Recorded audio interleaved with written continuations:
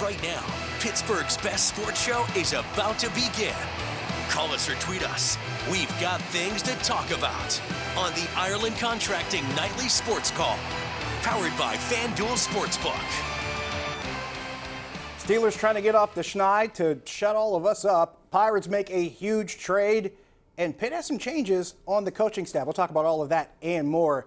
Hello again, everybody. Welcome to the Ireland Contracting Nightly Sports Call, powered by FanDuel Sportsbook. I'm Josh Taylor here again on a Friday night. Got a lot to talk about. Flying solo this evening, but if you want, you can give me a call, 412-575-2600 on the Borders and Borders hotline. Plus, you can shoot me a tweet at Josh Taylor HD. We have a lot to get into. Of course, the big news of the day that was breaking this afternoon, Pirates trade Josh Bell to the Washington Nationals. They get two young minor league pitchers in return. We just talked about those guys a couple moments ago. Will Yeen was the one pitcher, and then the other one, Will Crow and Eddie Yeen were the two pitchers that were sitting back from Washington in exchange.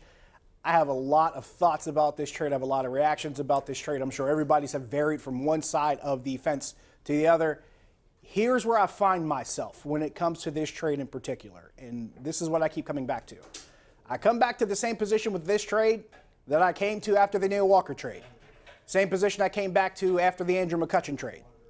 Same place I came back to after the Garrett Cole trade. It seems like it's the same thing that's just happening over and over again. Now, giving Ben Cherington the better benefit of the doubt because he's the current GM, the previous trades I mentioned, those were New Huntington trades. But it seems like the same thing over and over again. You got guys being traded who had very little trade value. Neil Walker, very little trade value, coming off of one of his worst seasons as a Pirate before he was shipped out.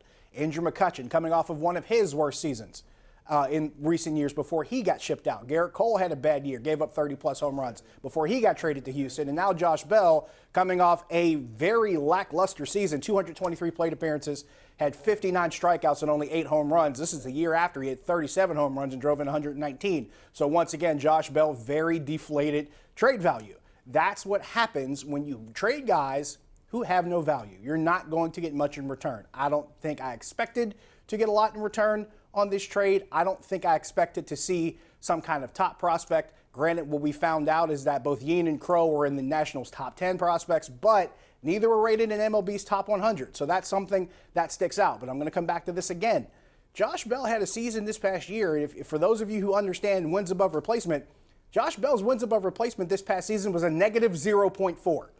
Now, if you understand how wins above replacement works, a 0 wins above replacement means you can be replaced by the average minor leaguer and he can do the exact same thing you've been doing.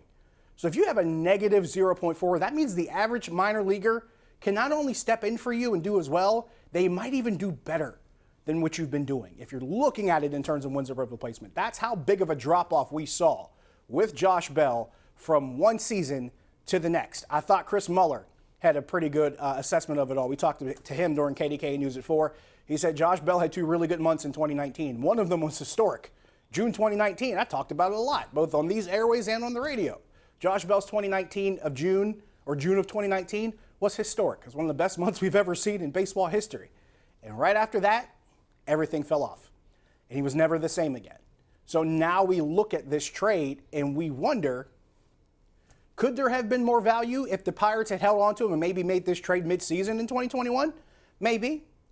Or if he doesn't play as well, if he plays close to what he did this past season, his trade value really doesn't change much. If anything, at best, it might get worse.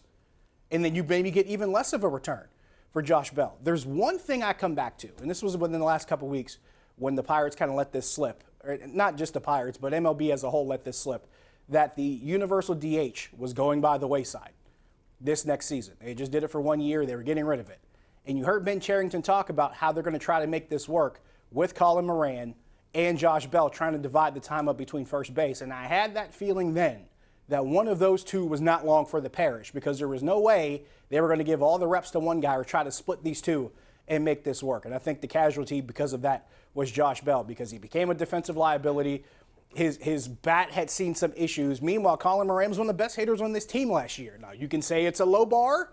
You wouldn't be wrong. That would be fair. But at the same time, when you're looking at trying to find guys who can produce or guys that have some kind of value, Josh Bell was kind of stuck there in the middle. Not a lot of production, not a lot of trade value. So the return, I I have to say it. It doesn't surprise me much. 412-575-2600 on the Borders and Borders hotline. We're going to take a break. We'll take some phone calls. We'll read some tweets. See you in a few.